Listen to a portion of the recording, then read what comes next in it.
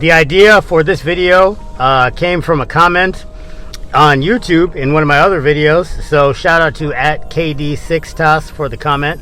I appreciate that. All the engagement helps. But today we're going to talk about why it's a better metric looking at body fat percentage outcomes than it is scale weight. Now, why am I even bringing this up? Well, like the comment in my video suggested, scale weight as a measurement for progress really doesn't capture the full picture of what we're doing when we're trying to affect our body composition. As a quick note, I will mention that there are some sports where scale weight is important. Strength sports like weightlifting or powerlifting, where you're in a specific weight class as a lifter. Fighting sports, of course, there's different weights depending on the sport, and so on. But for Gen Pop, you know, most of us regular folk that aren't professional athletes or even amateur ones and are just kind of trying to make positive changes to our body composition, health, and you know, what have you, the metric that really should be the gold standard is how up or down our body fat is going. And that metric is not a monolith in of itself.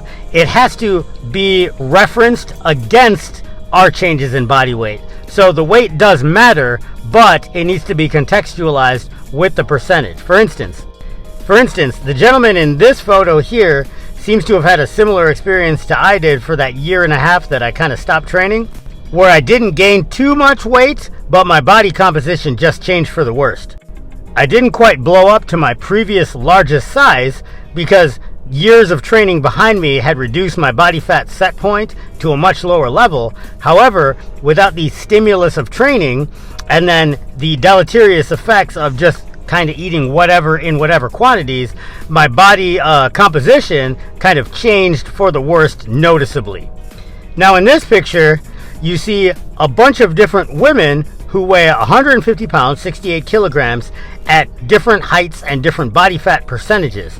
So again, the scale weight is an important metric relative to the body fat percentage that accompanies it. Okay, so we've identified that instead of, for instance, saying I need to lose 20 pounds or I want to gain 10 pounds, instead of thinking about our progress in terms of weight, we need to start thinking about it in terms of body fat. So how do we measure that? There are several different ways you can measure body fat, and we'll kind of go through them from the most to the least accurate. This device here is referred to as a DEXA scan. This device will give you an indication of your lean mass. It will specifically separate your bone mass from the rest of your lean tissue, your body fat percentage. It'll even give you your bone density. It's pretty freaking accurate.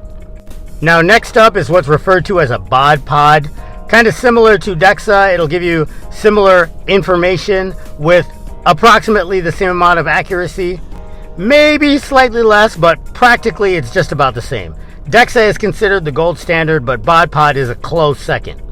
Now, if you really want to nerd out, you know, MRI is technically going to be the most accurate if you want to get super sciencey, but that's a super expensive machine you're not just going to find lying around in some clinic or at a gym somewhere. You're probably going to have to go to an exercise phys lab or a hospital. Next up, in terms of accuracy, I'd say calipers, only in the hands of somebody that actually knows how to do skin fold measurements accurately. There's a bunch of different ways you can do this, but generally, there are points at which you measure the thickness of your pinched fat, and then you compare that, you reference that to a chart, and then that will give you your approximate body fat percentage. And again, in the hands of skilled users, this can be particularly accurate, but compared to things like MRI, DEXA, bod pod, it falls way short. Still, it'll get you in the ballpark. Alright, so moving down the list, we have BIA, or bioelectrical impedance. So this is, for example, an in-body scale. You can also get handheld ones, like what you see in the picture here. Basically, this runs an electrical charge through you, and based off of the resistance of your various tissues, it determines how much of you is lean mass and how much of you isn't.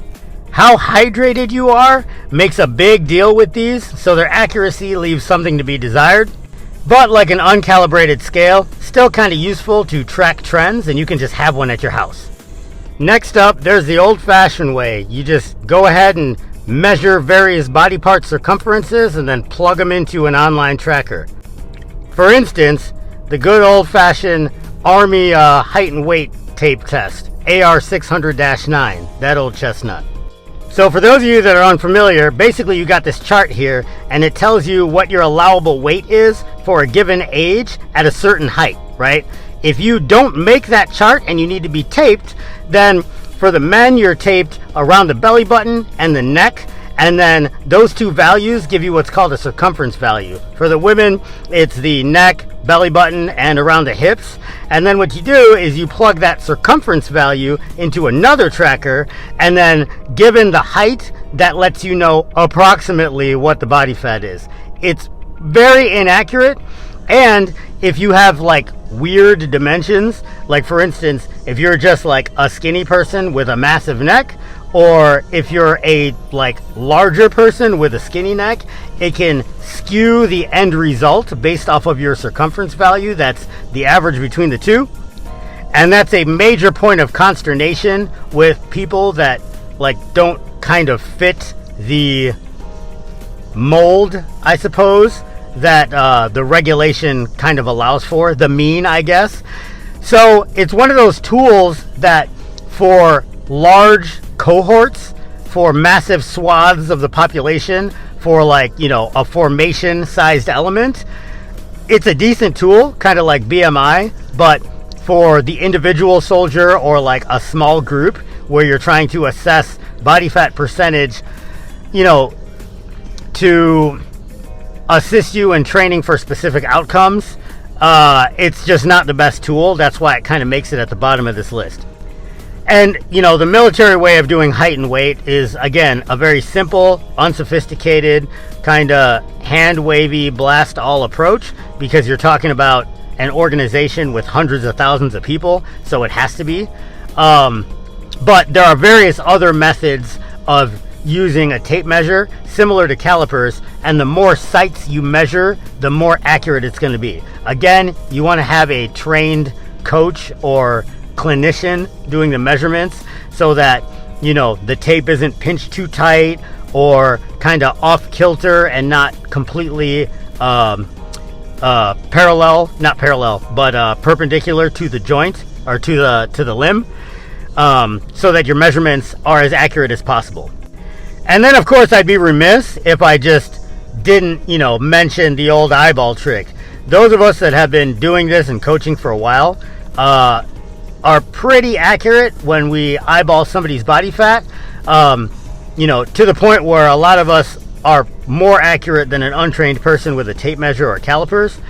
But again, the gold standard is going to be your DEXA or your bod pod. And most metropolitan areas have a high-end gym or a clinic somewhere where, you know, you can pay like $20 or whatever and go get an accurate measurement for yourself. Last thing I need to mention, because I know if I don't, somebody in the comments will, but your water weight, how much water you're holding at the time at which you're trying to determine your body fat, can really skew those values, and it's something to take into account with your hydration, electrolytes, the environment, your stress level, and additional factors like that. So that's it, folks. You know, scale weight is important, and it's great to kind of set tangible, measurable goals for yourself.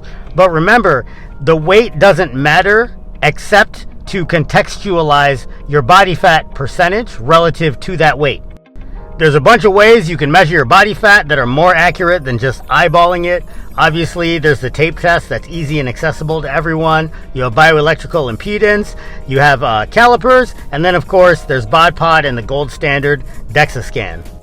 And don't let a little water weight, a little bloat discourage you. That's a very proximal transitory effect and not representative of the long-term outcomes of your process. Remember, consistency is a superpower, so stay in the fight. Thanks for watching.